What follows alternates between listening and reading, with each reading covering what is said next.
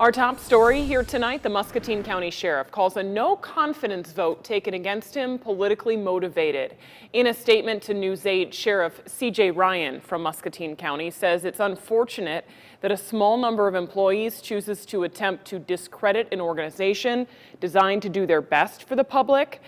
He calls it politically motivated by a couple of union members whose plan is to run for sheriff. The no-confidence vote was taken late last week by the union representing sheriff's deputies, and tonight, News 8's Luke Cleary explains what the union says was the final straw.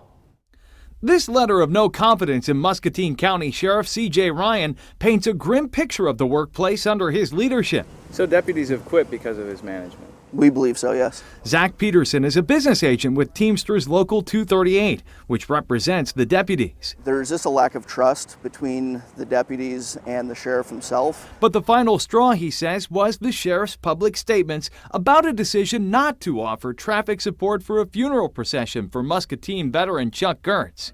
His brother Kyle brought a complaint to the Muscatine County Board of Supervisors. That he gave an unlawful order. So he wanted to know if the sheriff made an illegal order.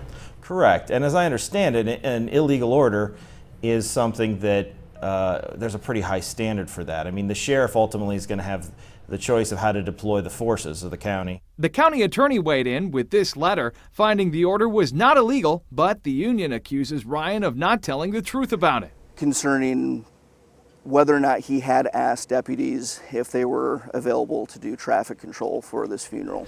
The Teamsters say Sheriff Ryan told them not to do it, but they stopped short of calling for his resignation. Why did the deputies decide to make this a public matter? Well, Sheriff Ryan's public statements recently have, we think, really sapped a lot of the credibility out of the department. And as far as the county is concerned, elected officials are not subject to any supervision other than the voters' supervision. So it's not like we keep tabs on or discipline or hire or fire the sheriff. And voters will have their chance to decide before long. The sheriff's office is up for election again next year. In Muscatine, Luke Clary, WQAD News 8.